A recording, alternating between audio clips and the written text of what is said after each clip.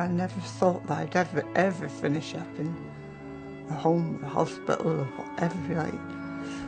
I didn't. And I always said that I didn't want to live till I was old. But I'm still going on.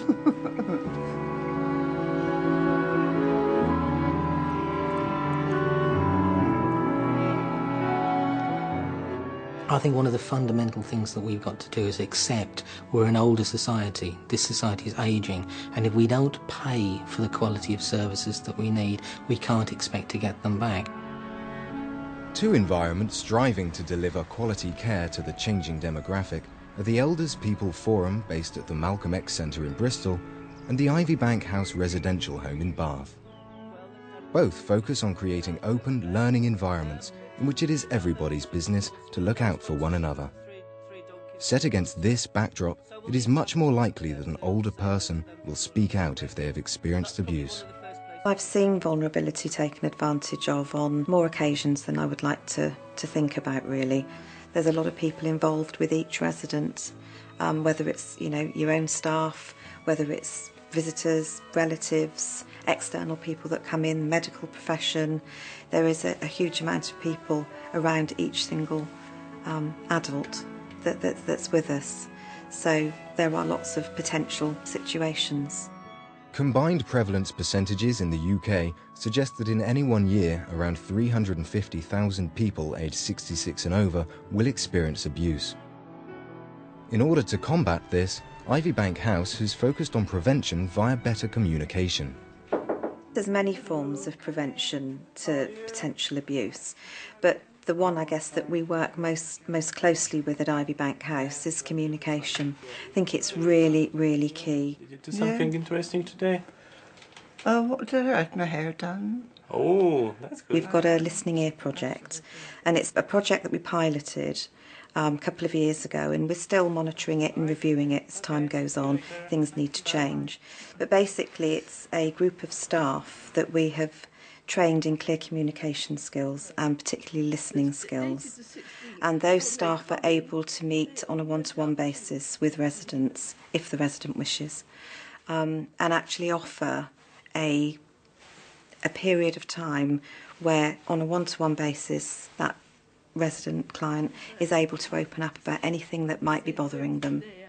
By giving the residents this one-on-one opportunity to talk openly to their care worker, the home is helping combat the potential of abuse. Yes. Has he been down to see you, your son? Yes. I thought I'd seen him. Yes, he's been here 2 or 3 times. I'm proud to say that I'm part of the pilot project, which has been ongoing now for 2 or 3 years, and it's about listening ear, especially for those residents or clients who come first time in a care home, whereby they're very unsettled. They're coming from their own environment at home. Their whole change of lifestyle can be quite a difficult transition for people to manage. To start with, it was hard because I've always been used to a place of my own, and you're bound to get your down days, and you can't do anything about it nowadays, unfortunately.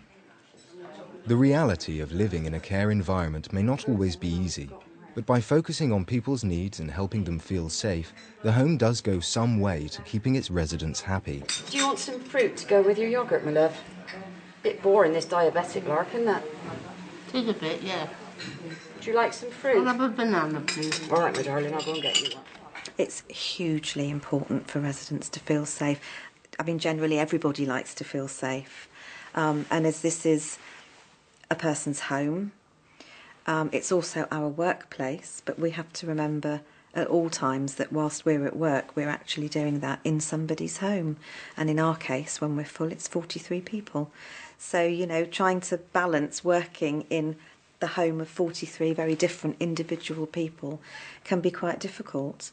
But we have to remain mindful at all times that that actually is what we're doing. But what is out there to help safeguard the non-resident? For the older generation living in the community, day centres play a very important role. The Malcolm X Centre is one such place.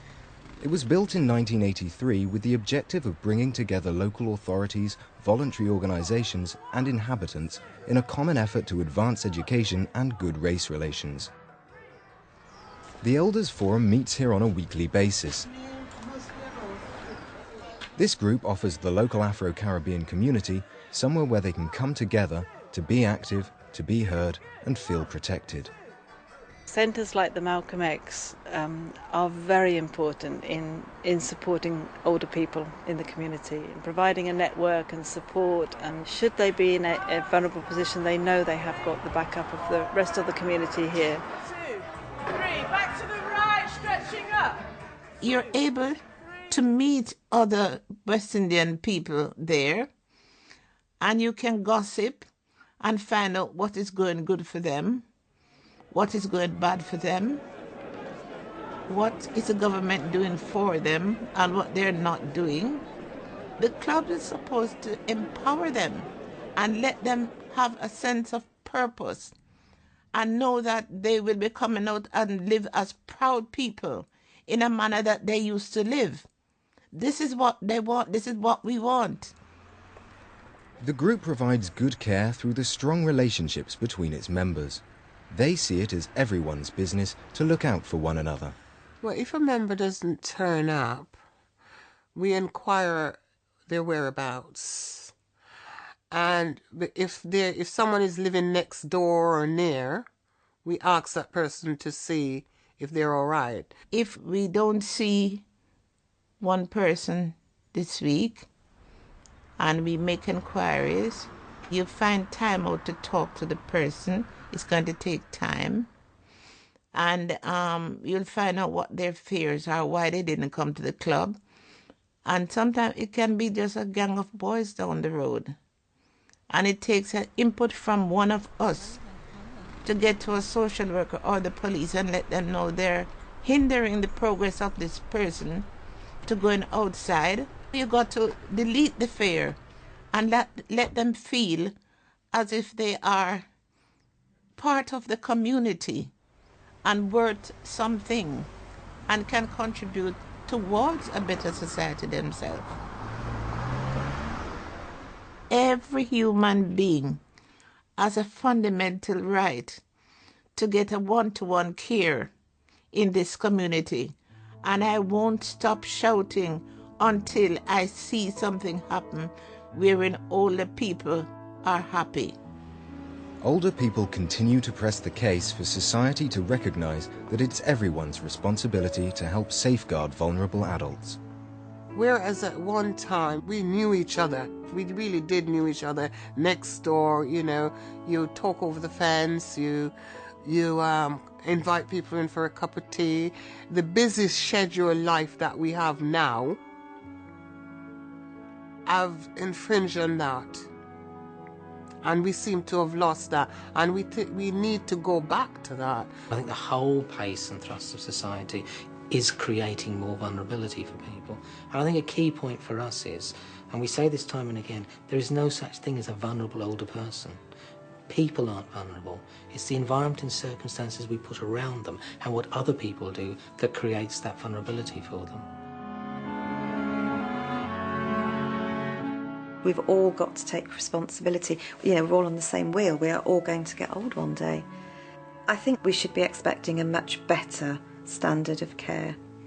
We should be listening much more to the voices of the older people in our society and providing care services that they need, that they want, that is appropriate to them, and that is of a good quality. I think quality is the key, and people are entitled to a good quality care service.